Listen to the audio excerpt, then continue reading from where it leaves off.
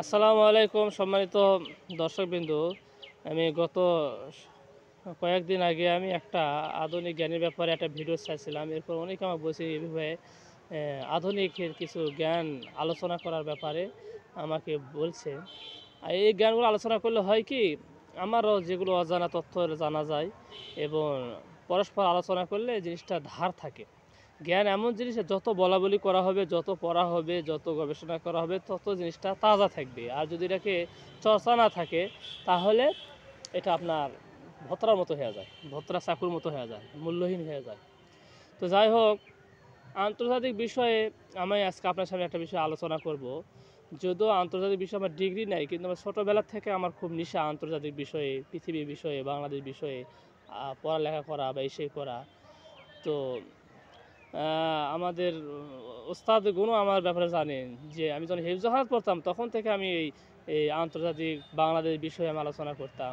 হিফজখানাত থাকতাম, সবার আগে পড়া দিতাম, দেওয়ার পর আমি ওই বাংলাদেশের মানচিত্র দেখাতাম, পৃথিবীর মানচিত্র দেখাতাম। এরকমভাবে প্রমাণ আছে। এমনকি কিতাবে যখন পড়তাম আমি, আমার কিছু হুজুর সাংবাদিক বলতো, আমি খবর খুব নিয়মিত পড়তাম। অনেক হুজুর আমাকে ঐতিহাসিক বলতেন, অনেকে ওয়াশিং টুকা, আব্দুল কাদের সাহেব হুজুর যিনি এখন শাইখুল হাদিস, উনি আমাকে ওয়াশিং টুকা ডাকতেন।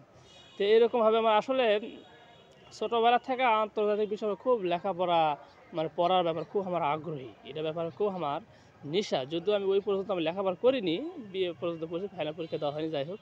তো এই জন্য আজকে অনেক ভাইদের আবেদনের পরিপ্রেক্ষিতে আজকে আন্তর্জাতিক বিষয়ে একটা আলোচনা করব। এটা তো সঠিক হয়তো, ভালো না হলে আমাকে মাফ করবেন।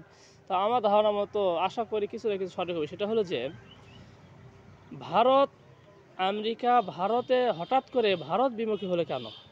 আমেরিকা, আপনারা অনেকে জানেন, যারা নিয়মিত আন্তর্জাতিক বিষয়ে খোঁজখবর নিয়ে থাকেন, জানেন যে গত কয়েকদিন আগে ভারতের প্রধানমন্ত্রী নরেন্দ্র মোদী ইউএস আমেরিকায় সফর করেছিল। সেখানে যা বাংলাদেশের ব্যাপারেও উনি কিছু পেঁয়াজ বাজার, কিন্তু পেঁয়াজ বাজাতে লাভবান হয়নি, লাভবান করতে পারেনি। এবং সেখানে দেখা গেছে যে সে অপমান হয়ে যাচ্ছে, ভারতের প্রধানমন্ত্রী নরেন্দ্র মোদী অপমান হয়ে যাচ্ছে। তে যে ভারতের সাথে আমেরিকার মাখামাখি, চীনকে ঘায়েল করার জন্য কোয়ার জোট তৈরি করলো, যে কোয়ার জোটের মধ্যে ভারতকে সদস্য বানালো। চীনকে ঘায়েল করার জন্য কত না কি করলো। যেই বর্তমান আমেরিকার প্রেসিডেন্ট ডোনাল্ড ট্রাম্প, তাকে গত মেয়াদে, অর্থাৎ ডোনাল্ড ট্রাম্পের জো বাইডেন যে ছিল, জো বাইডেনের আগে ডোনাল্ড ট্রাম্প প্রধান প্রেসিডেন্ট ছিল। সেই সময় যখন ভারতে আসে, তার জন্য মনে করেন একটা অন্যরকম একটা আয়োজন করেছিল ভারত সরকার। মানে এত বন্ধুত্ব, এত মহব্বত ছিল দুই দেশের মধ্যে, কূটনৈতিক সম্পর্ক। হঠাৎ করে এই কূটনৈতিক সম্পর্কের মধ্যে ফাটল সৃষ্টি হলো কেন? এ ব্যাপারে আমার সাধারণ জ্ঞানে দুটা বিষয় সবচেয়ে বেশি আমার ধারণা হয়। তার মধ্যে একটা হলো যে আমেরিকার প্রধান টার্গেট কিন্তু ভারত বাংলাদেশ এই সেই নয়। আমেরিকার প্রধান প্রতিপক্ষ হলো চীন। কারণ বর্তমান বিশ্বে আমেরিকাকে পাল্লা, আমেরিকার চোখের সাথে চোখ রাঙাইয়া কথা বলা বা আমেরিকার সমপর্যায় হওয়ার মতো যোগ্যতা পাওয়ানো দেশ হলো চীন। চীন আমেরিকার পাশাপাশি, অর্থাৎ এক নম্বরে এখনও আমেরিকা এক নম্বর আছে, দুই নম্বরে চীন। কবে যেন খবর পাওয়া যাবে দেয়া আমেরিকাকে টপকে গেছে চীন সব দিক দিয়ে, এরকম একটা বিষয়। তো এই জন্য আমেরিকা সবসময় চীনকে নিয়ে আতঙ্ক থাকে। চীনকে ঘায়েল করার জন্য বহুদিন থেকে আমেরিকার প্রচেষ্টা চালাচ্ছে। এইরকমভাবে ভারতের মাধ্যমে আমেরিকা চীনকে ঘায়েল করারও একটা ফিকির করছে। কিন্তু প্রায় 5-7 বছর গবেষণা দেখছে যে না, ভারতের দ্বারা চীনকে ঘায়েল করা যাচ্ছে না, ভারতের দ্বারা চীনকে ঘায়েল করা যাচ্ছে না। ভারত হলো একটা ভঙ্গুর রাষ্ট্রের মতো। এই দেশে মনে করেন চীন যেভাবে খুব দ্রুতভাবে অর্থনীতি, অস্ত্র, সামরিক শক্তি সর্বদিক দিয়ে জ্ঞান বিজ্ঞান মানে এগিয়ে যাচ্ছে, ভারত পারতেছে না, পাল দিতে পারতেছে না। তো আমেরিকা যে স্বার্থ, চীনকে ভারতের মাধ্যমে চীনকে ঘায়েল করার যে একটা পায়তারা চালাছিল, সেটা ব্যাপারে আমেরিকা বিফল হচ্ছে।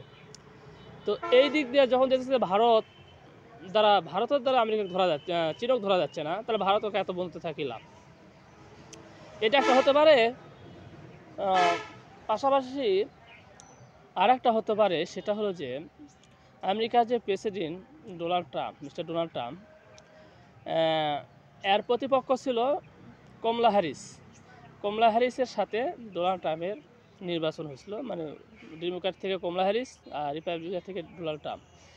নরেন্দ্র মোদী যেহেতু কমলা হ্যারিস ভারতের বংশোদ্ভূত ছিল, এই দিক দিয়ে হোক বা যে কোনোভাবে হোক, কমলা হ্যারিসকে এই নির্বাচনের ব্যাপারে খুব মানে সহযোগিতা করেছে নরেন্দ্র মোদী, যেভাবে হোক কূটনৈতিক দিয়ে সর্বদিক দিয়ে সহযোগিতা করছে, যোগাযোগ রাখছে নিয়মিত, যাতে করে কমলা হ্যারিস ক্ষমতায় আসতে পারে এরকম। আর ডোনাল্ড ট্রাম্প তো একটা খ্যাপাটি প্রেসিডেন্ট, উনি একটা জেদি প্রেসিডেন্ট, যা একবার টার্গেট করে বা যা বিষ মনে করে তাকে বিষ হিসাবেই দেখে, কিছু পরোয়া করে না। তো এই দিক দিয়ে লক্ষ্য করলে দেখা যাচ্ছে যে ভারত আমেরিকা ভারত থেকে অনেক মানে দূরত্ব বজায় রাখছে। এই তো মাঝে মাঝে শোনা যায় যে যে হাত বাঁধিয়ে ভারতের নাগরিক আমেরিকাতে দিয়ে পাঠাচ্ছে, মানে পশুর মতো দিয়ে পাঠাচ্ছে। মানে এমন একটা দুই দেশের মধ্যে একটা খারাপ সম্পর্ক হয়ে গেছে। তো এর পাশাপাশি আর একটা হতে পারে, সেটা হলো যে ভারতের সাপের মাসি বাঘের দেশি, এই যে রাশিয়ার সাথে ইউক্রেনের যুদ্ধ হচ্ছে, ভারত আমেরিকাকেও খুশি রাখার চেষ্টা করতেছে, রাশিয়াকেও খুশি রাখার চেষ্টা করতেছে। রাশিয়ার কাছে আমেরিকা নিষেধাজ্ঞা দিচ্ছে, কিন্তু ভারত তৃতীয় দেশ হিসাবে বা বিভিন্ন পন্থায় নিষেধাজ্ঞাকে অপেক্ষা করে, মানে যাতে নিষেধাজ্ঞা তার গায়ে না লাগে সেভাবে করে রাশিয়া থেকে তেল নিয়ে রাশিয়াকে সচ্ছলতা করতেছে। এই যে একটা ক্ষোভ, ভারত যে আমেরিকার কথা শুনতেছে না, এই দিক দিয়েও লক্ষ্য করে আমেরিকার সাথে ভারতের দূরত্বটা বৃদ্ধি হচ্ছে। এটা আমার একটা সাধারণ নলেজে যেটা মনে হয়। তো যাই হোক, আপনার মতামত কি আমার এই আলোচনা দ্বারা? মানে আমার মতে কি মত হচ্ছে কি না, না হচ্ছে, বা না হলে মাফ করবেন, হলে তো মাশাআল্লাহ ভালো। এই হলো আজকের বর্তমান বিশ্বের ভারত আমেরিকার একটা আলাপ আলোচনা, ব্যাপার আলোচনা। আশা করি আপনার সবাই ভালো থাকবেন। আসসালামু আলাইকুম রহমতুল্লাহ বারকাতুহু।